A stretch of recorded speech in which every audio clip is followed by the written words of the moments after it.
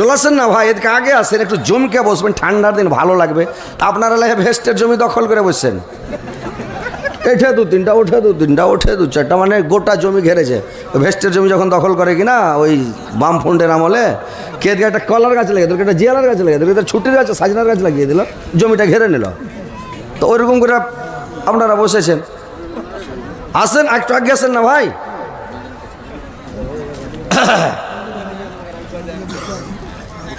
এরাকে যতই বলেন মানে মানুষ শুনবে না ভাই, বুঝতে পারছেন।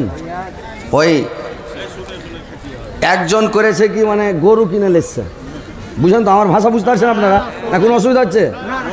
একটা গরু কিনে লেসছে, তো গরু কিনে লেসছে, তো আগে যুগে মানুষ সেরেক করতো, মানে ওই যে মশলা মাটোটাকে আমরা বলি নোড়া, আপনারা কি বলেন? নোড়াই বলেন না? তাহলে তো ঠিকই আছে ভাষা মোটামুটি। তো ওই নোড়াটা দিয়ে গরুর পা ধুয়ে দিত, তো পা ধুয়ে দিত মানে সেরেক করতো যে গরুটা নোড়ার মতন শক্ত হয়ে হালে বইবে আর কি, হাল টানবে, খুব মজবুত হবে, সেরেক করতো আগে যুগে। তো ওই গরুর পা ধুইয়া তখন বলছে, আইড়া রে তোকে কিন্নু, তখন আইড়াটা বলছে আমিও শুননু, তখন কইছে খায়াটাই হালে ভালো করে বহিস, তখন আইড়াটা কইছে আমার এটাকে কহিস।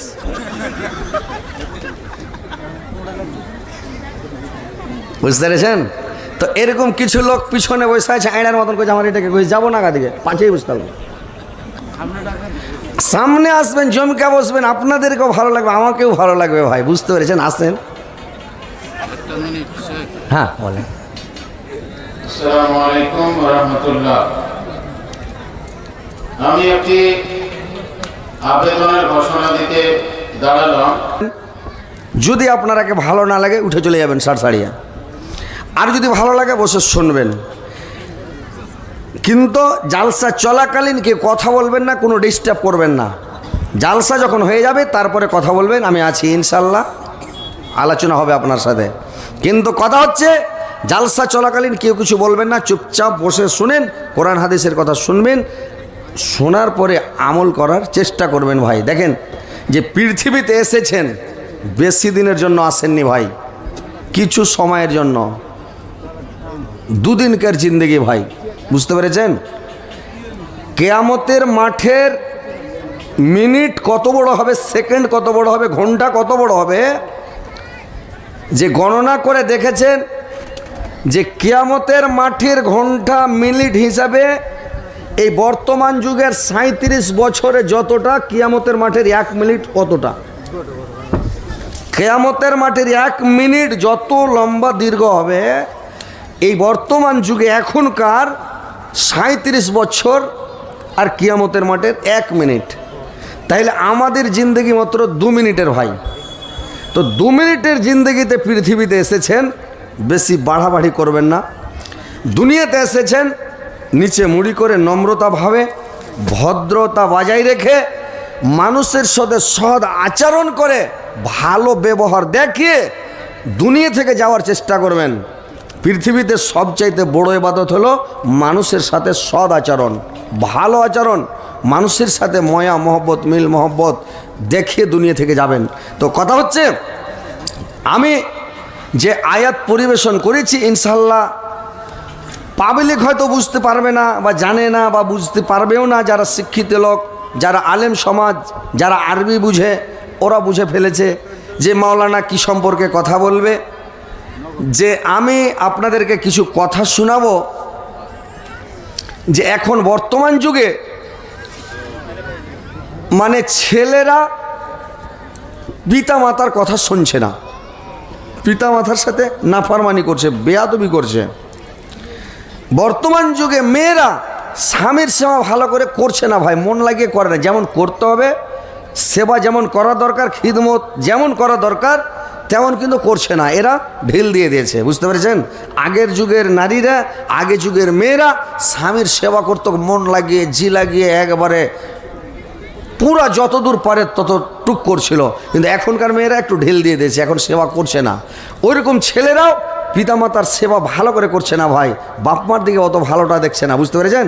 যখন বউ পেয়ে নিল তখন বলছে তুই কে আর মুই কে, যা। বউ নিয়ে সুখের সংসার চালু করে দিল, বাপ মার দিকে আর ঘুরে দেখছে না, মানে এটা বর্তমান যুগে চালু হয়েছে। তো এই জন্য আপনাদেরকে আমি দু চারটা কথা বলবো, কথাগুলো মন দিয়ে শুনবেন। যে আল্লাহ পাক বলছেন, কি বলছেন?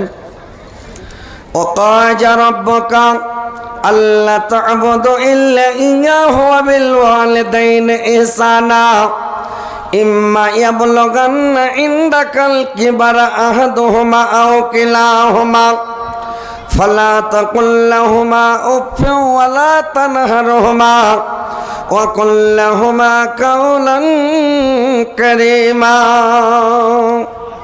তোমার পালনকর্তা আদেশ করেছেন তাকে ছাড়া অন্য কারোর ইবাদত করবে না, তার সঙ্গে কোনো জিনিসকে শরীক করবে না, এবং তোমরা তোমার পিতামাতার সাথে সদাচরণ করবে, সদ্ব্যবহার করবে, সুব্যবহার করবে। তোমার জীবন দশায় বার্ধক্য অবস্থায় তাদের মধ্যে একজন কিংবা দুইজন হক।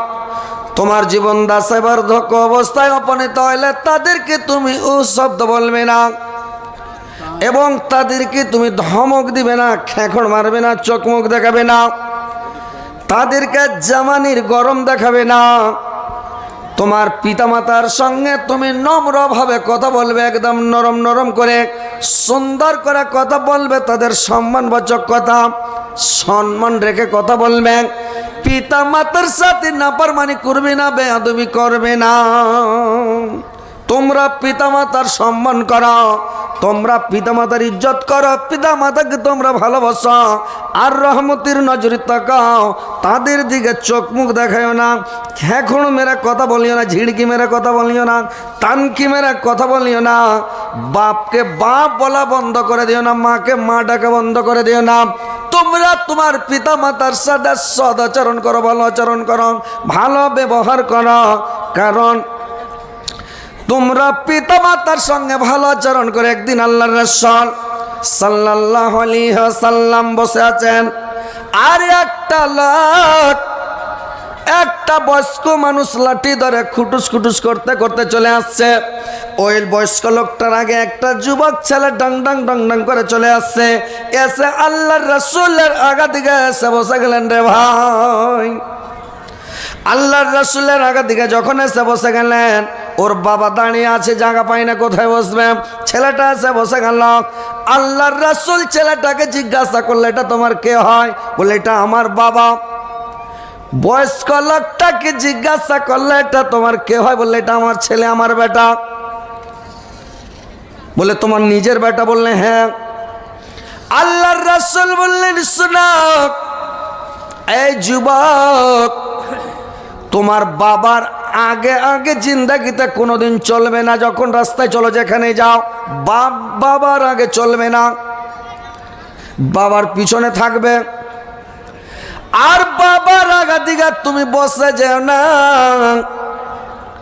বাবাকে বসতে দাও, বাবাকে কুরসি দাও, বাবাকে চেয়ারটা দাও, বাবার ইজ্জত করে তুমি দাঁড়িয়ে থাকো, তোমার বাপকে বসতে দাও। আর তুমি তোমার বাবার নাম ধরে জিন্দগিতে ডাকবে না, তোমার বাবার নাম ধরে তুমি ডাকিও না। আল্লাহর রাসূল উপদেশটা দিয়ে দিলেন।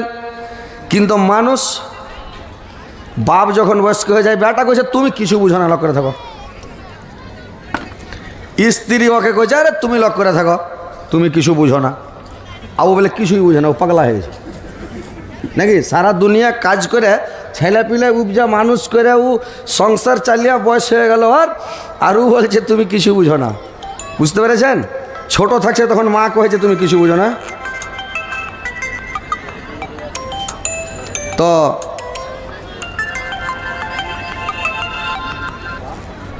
আসসালামু আলাইকুম। পরে কথা বলেন, পরে জালসা করছি। এই জাহাজ সেট না করলে শব্দ দেবে, মানে যাতে লাইন না পায়, উপরে উড়েও খালি। দুনিয়া তো দুনিয়া ও আমার আল্লাহ, জিসমে রাখা যে জান, সব যে তোমার দায়ার দান। দুনিয়া তো দুনিয়া, পাখির কলরব, ঝর্ণার পানি, ফলে ফুলে ভরা বাগান সবই যে তোমার দয়ার দান দুনিয়া তা দুনিয়া মুসা নবীকে না দেখা দিয়া বানিয়েছ তুমি কালিমুল্লাহ ইসমাইল নবী জবাই না হয়ে গেল জবিহুল্লাহ দুনিয়া তা দুনিয়া दुनिया तो दुनिया ओ अमर अल्लाह ए जिसमें रखा जे जान सब जे तुम्हार दयार दान दुनिया तो दुनिया भाईरे আমার আল্লাহর রাসূল বললেন তোমরা এক কাজটি করবে না তোমরা এক নম্বরে বাবার আগে চলবে না দুই নম্বরে বাবার আগে বসবে না তিন নম্বরে বাবার নাম ধরে কোনোদিন ডাকবে না বাবার নাম ধরে যদি তুমি ডাকো বাবার মনে এত দুঃখ হবে এত কষ্ট পাবে যে বলার শেষ থাকবে না তোমরা নিজের বাবার নাম ধরে কোনোদিন ডাকবে না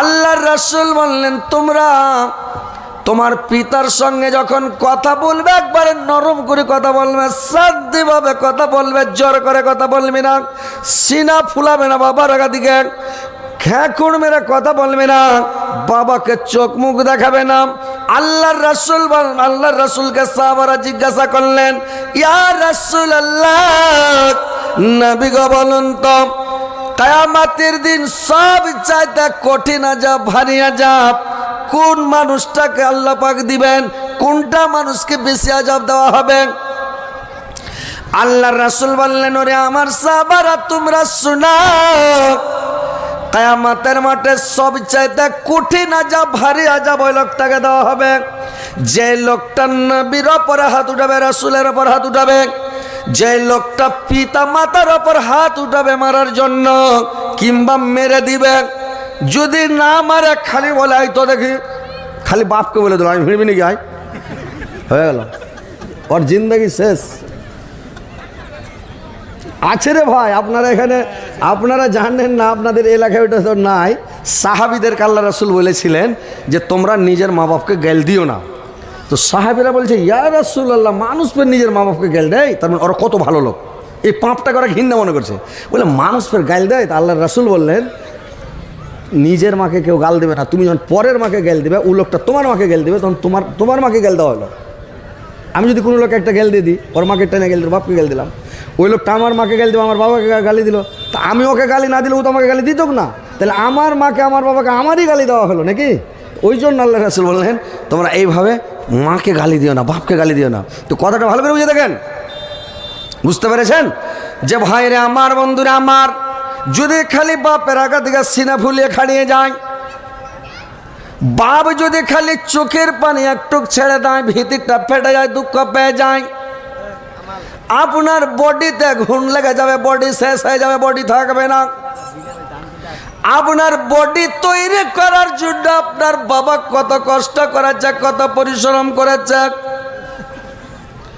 তোমার বডি তৈরি করার জন্য তোমার মা কত কষ্ট করেছে সুবহানাল্লাহ তুমি ভুলে গেছো তুমি জানো না তোমার মা তোমার পিছনে কত খরচ করে কত তোমাকে ভালোবাসে তুমি যেদিন থেকে তোমার জন্ম তোমার মার পেটে হয় সেদিন